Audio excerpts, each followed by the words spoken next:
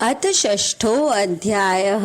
ब्रह्मादि देवताओं का कैलाश जाकर श्री महादेव जी को मनाना। मैत्रेय उवाच।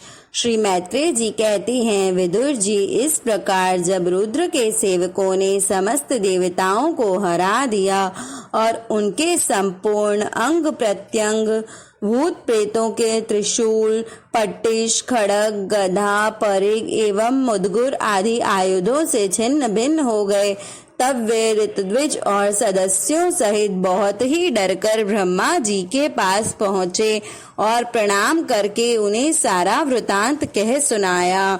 भगवान ब्रह्मा जी और सर्वांतर्यामी श्री नारायण पहले से ही इस भावी उत्पात को जानते थे, इसी से वे दक्ष के यज्ञ में नहीं गए थे।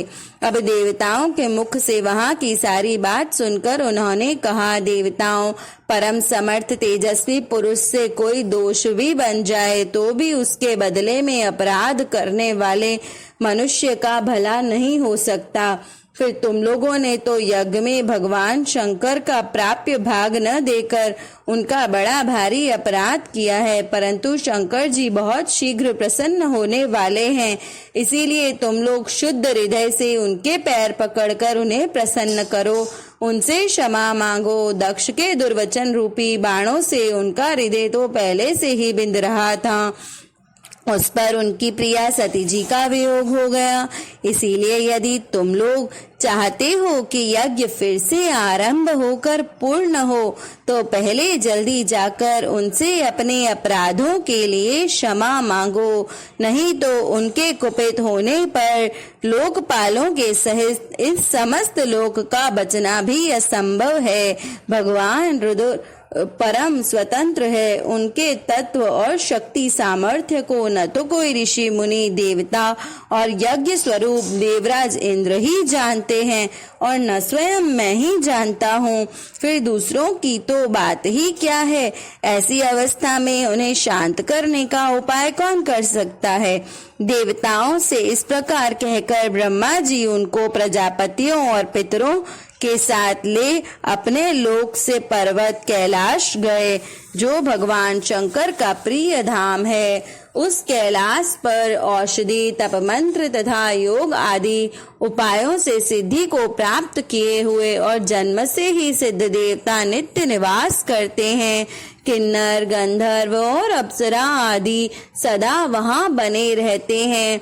उसके मणिमय शिखर है, जो नाना प्रकार की धातुओं से रंग बिरंगे प्रतीत होते हैं। उस पर अनेक प्रकार के वृक्ष, लता, गुलमादि छाए हुए हैं, जिनमें झुंड के झुंड जंगली पशु विचरते रहते हैं। वहाँ निर्मल जल के अनेकों झरने हैं और बहुत सी गहरी कंदरा और ऊंचे शिखरों के कारण वह पर्वत अपने प्रियतमों के साथ विहार करती हुई सिद्ध पत्नियों का कीड़ा स्थल बना हुआ है। वह सबोर मोरों के शोर, मदांग भ्रमरों के गुंजार, कोयलों की कुहू कुहू ध्वनि तथा अन्याय पक्षियों की कलरव से गूंज रहा है।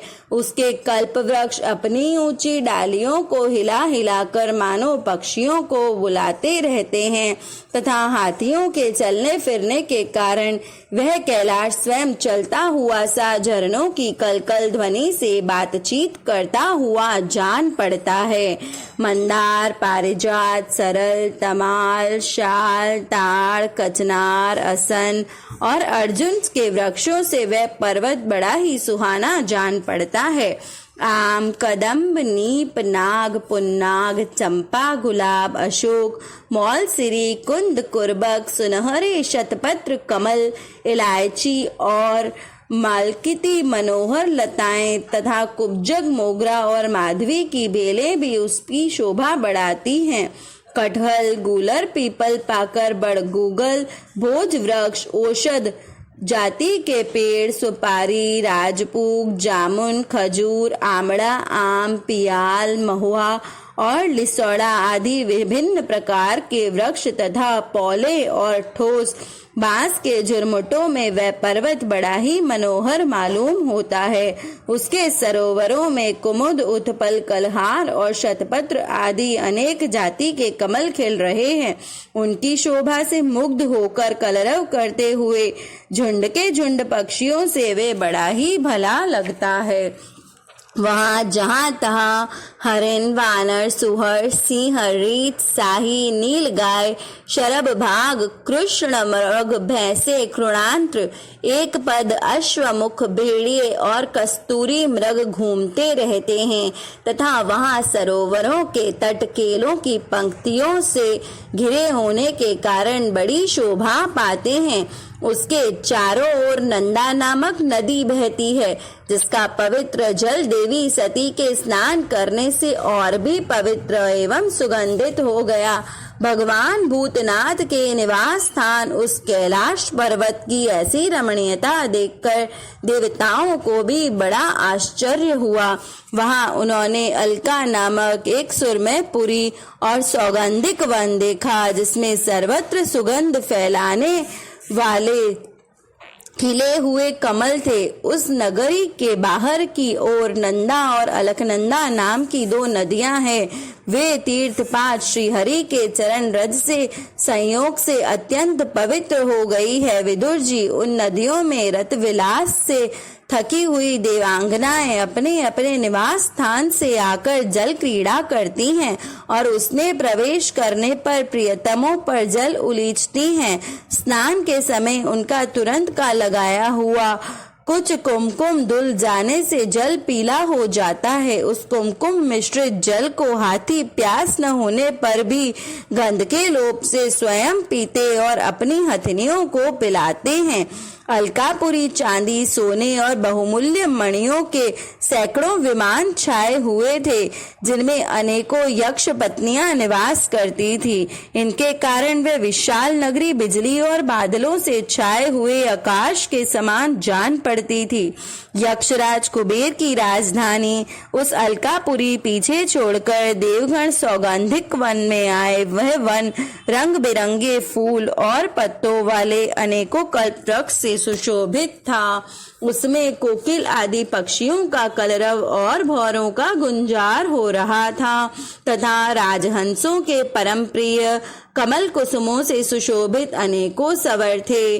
वे वन जंगली हाथियों के शरीर की रगड़ लगने से घिसे हुए हरी चंदन वृक्षों का स्पर्श करके चलने वाली सुगंधित वायु द्वारा यक्ष पत्नियों को मानो विशेष रूप से मथे डालता था। बवलियों की सीढ़ियों वैदुर्य मणिका बनी हुई थी, उनमें बहुत से कमल खिले थे। वहां अनेक किमपुरुष जी बहलाने के लिए आए हुए थे। इस प्रकार उस वन की शोभा निहारते जब देवगण कुछ आगे बढ़े, तब उनके पास ही एक वटवृक्ष दिखलाई दिया। वह वृक्ष 100 योजन ऊंचा था तथा उसकी शाखाएं 75 योजन तक फैली हुई थी। उसके चारों ओर सर्वदा अविचल छाया बनी रहती थी, इसलिए घाम का कष्ट कभी नहीं होता था तथा उसमें कोई घोंसला भी न था। उस महायोग में और मुमुक्षों के आश्रयभूत वृक्ष के नीचे देवताओं ने भगवान शंकर को विराजमान देखा। वे साक्षात क्रोधहीन काल के समान जान पड़ते थे। भगवान भूतनाथ का श्रीअंग बड़ा ही शांत था। सनदानंदी शांत सिद्धगण और सखा यक्ष राक्षसों के स्वामी कुबेर उनकी सेवा कर रहे थे। जगतपति महादेव सारे संसार के सुहृद है, स्नेहवश सबका कल्याण करने वाले हैं। वे लोकहित के लिए ही उपासना और चित्त की एकाग्रता और समाधि साधनों का आचरण करते हैं। अथ